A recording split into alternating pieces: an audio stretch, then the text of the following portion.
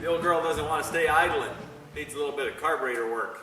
Welcome to hack number 30, where I'm working on a 1972 Triumph Tiger 650cc motorcycle. These things are classic. The British bikes of the 70s are way cool. They have the shifter on the right. The brake is on the left. They did that up until 76, I think, with the Triumph Bonneville, where they switched it over in America anyway. After that, people didn't really care much for those British bikes, and the Japanese bikes came in and kind of took over the market in America. But these bikes are really cool, a lot of fun to ride, and this one is a customer of mine that wanted me to go over the carburetor, clean it all up, and get it to idle right. As you heard, it's a little bit rough. So let's get started on a carburetor overhaul on a 72 Triumph Tiger.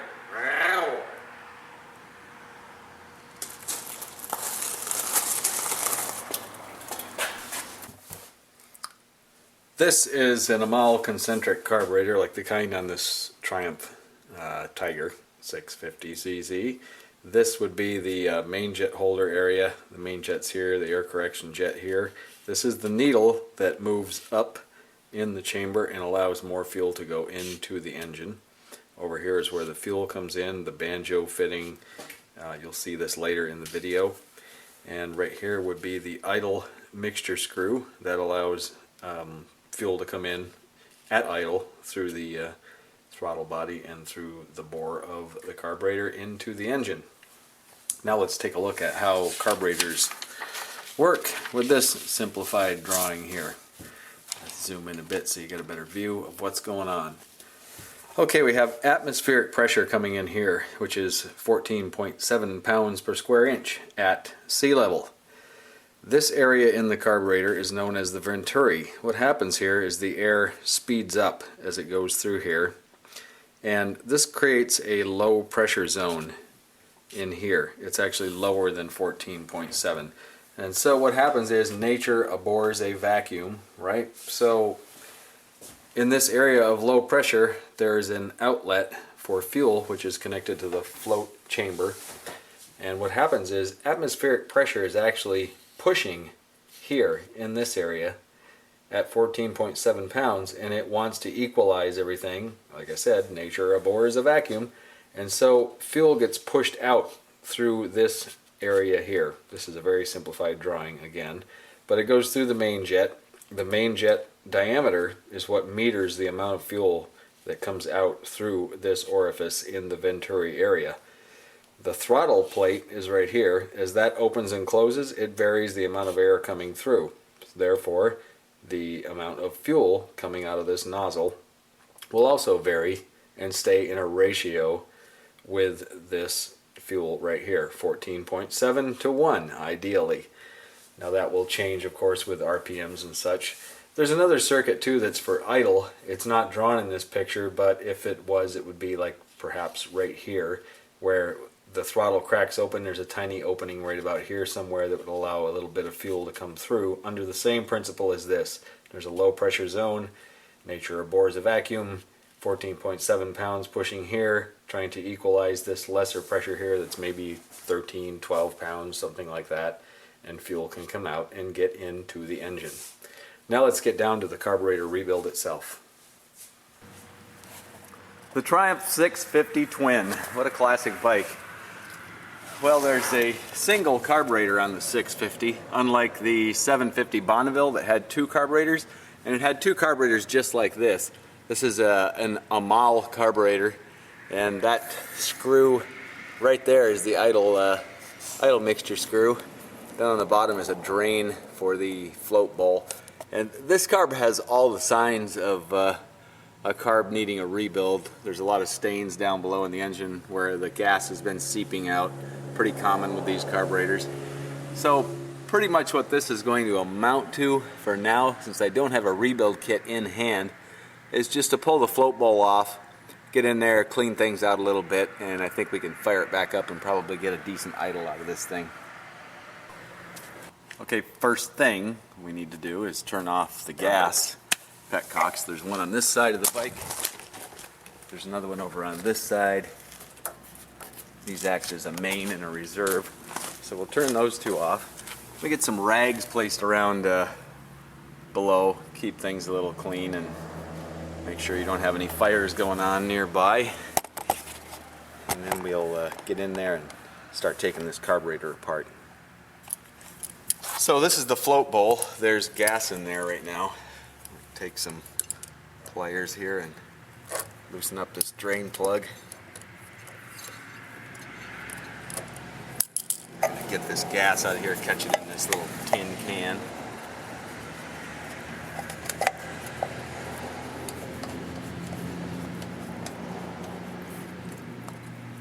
Not much in there, just a little bit comes out. And we'll take a look here at the crudiness going on. You can see down inside there, there's quite a bit of yuck in the bottom of this float bowl. So once we get it all apart, I'm sure we'll find more of the same. Go ahead and screw that back in there for now. Now we've got the fuel drain from the float bowl.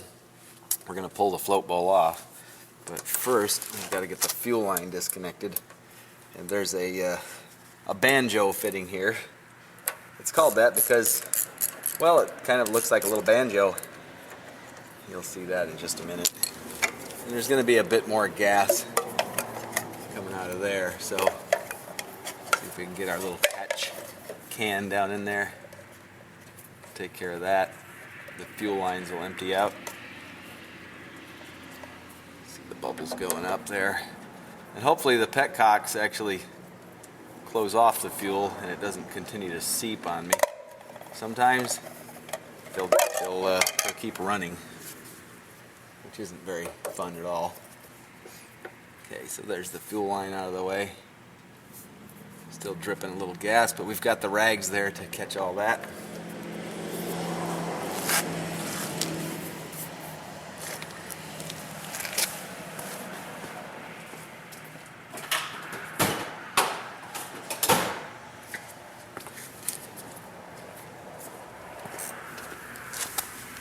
I have two screws to remove to pull off the float bolt. One's right here.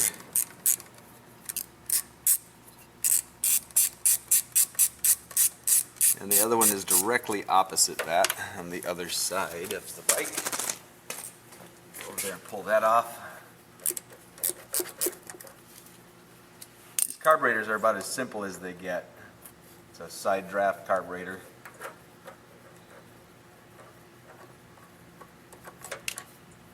Okay, we have that screw out of the way. Now we're ready to pull the float bowl off. I usually give them a little tap.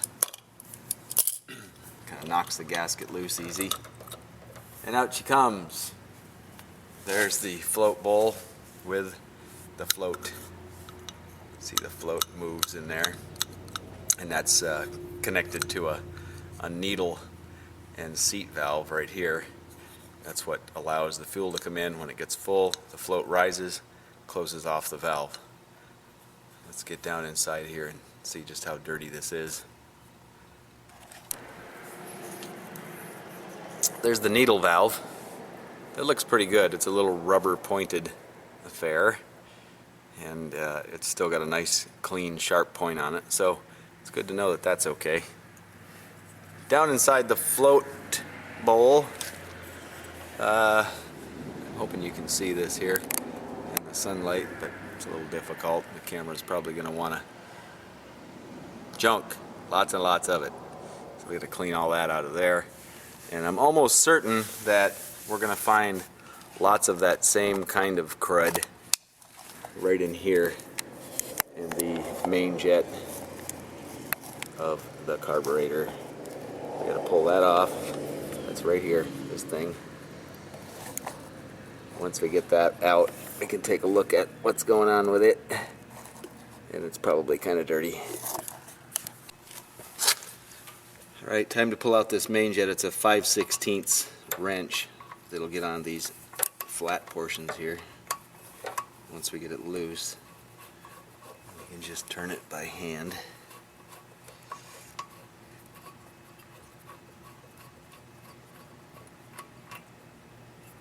There's the needle that moves up and down with the throttle.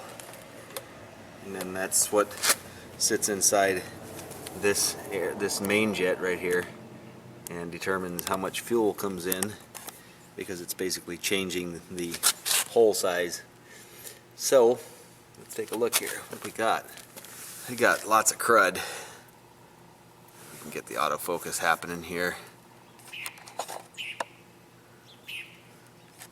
That's pretty dirty. So we're going to clean this main jet up really well, and we're going to pull out the idle mixture screw and clean out the idle circuit. There's three parts to this main jet assembly. There's the main jet holder. This is the main jet, and this goes in the bike this way with the fuel going upwards. And then up on the top is the air corrector jet, which pulls in a little bit of air as the RPMs go up, because the mixture needs to lean out as the RPMs rise. So what we're after cleaning are the insides of all three of these little parts here. First thing we'll do to these is spray them with a little bit of cleaner. This is Worth Brake Clean. Pretty good stuff, and takes care of getting the solvents off things. Put some safety glasses on so you don't get this stuff in your eyes. This chemical isn't too bad, it's mostly alcohol based. So all three of these parts, we're just gonna go ahead and get a good start on the cleaning by spraying off a lot of stuff. This stuff will dissolve quite a bit of the deposits from the gas. Gas tends to varnish up as it dries out and leaves a nasty film behind that can plug things up and just generally wreak havoc. We got all those holes cleaned up. We'll take it to the next step.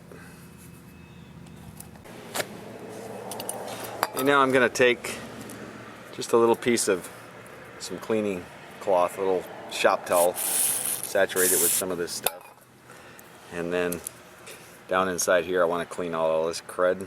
And a little teeny bottle brush works really well. I don't have one on hand, so I'm going to take just a small flat blade screwdriver, just kind of poke that down in there and swish it around a little. That's really all it takes to get some of this stuff out of there. We just kind of repeat this for both of the jets and make real sure you don't leave any junk in there when you're all done.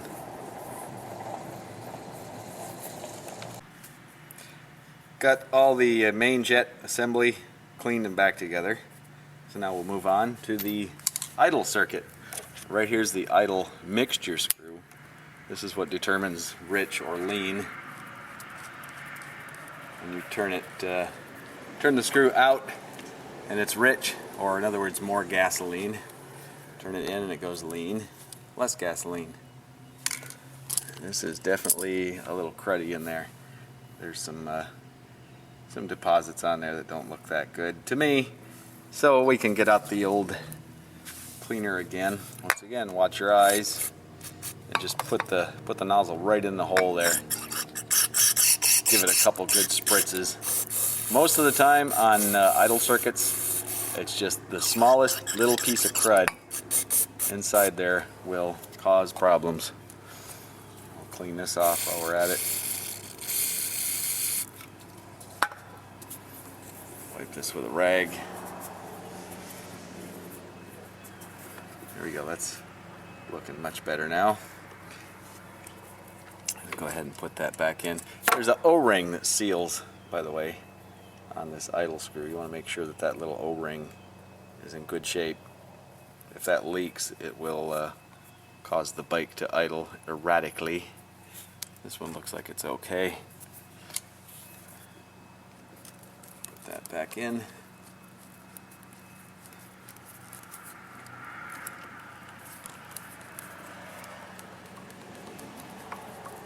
I'm wiggling it back and forth so that the O-ring can work its way in there without hurting it. You gently take it all the way to the bottom, and you want to come back out just about 1.5 turns roughly. That's usually a good starting point. Just about any carburetor, in fact. Some of them are a little different. There's a screw here that's for the idle adjustment, and we'll get to that once we get the thing running. And what that does is just moves that needle up and down a bit. Now the next place I want to get some carb cleaner is up inside here. So I'm just going to spray some right up in there. Go ahead and pull the throttle open.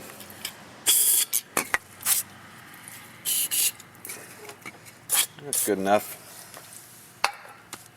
Let's go ahead and put the main jet holder back in. Okay,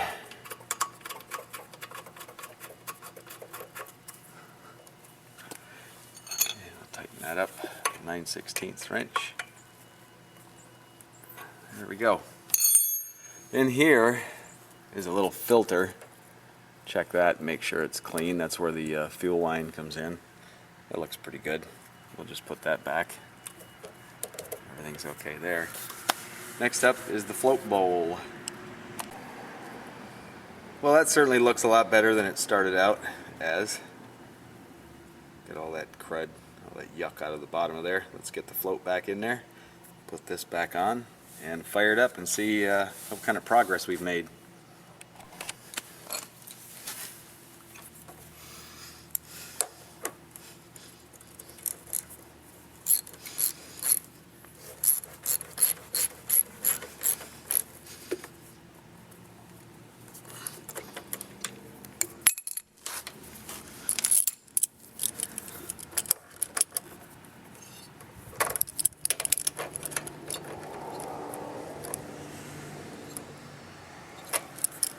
Float bowl back in place, banjo fitting tight, drain plug tight.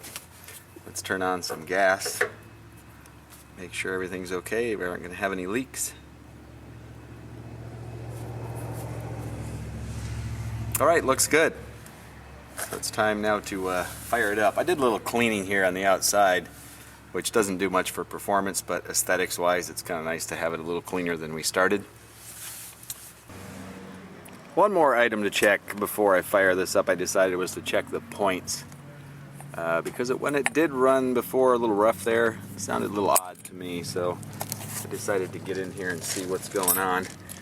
These points get adjusted by putting that little mark on the cam right there on the follower for the points, and then the adjustment for the gap of the points is that screw right there that you see the screwdriver in now, and as you turn it, the gap for the points changes. You tighten it up once you get it set on that screw. So we're going to go ahead and set these to a 15 thousandths gap, and we'll put the cover back on and see how it runs, and we can worry about the ignition timing later, but that should be okay. I'm not going to mess with that right now.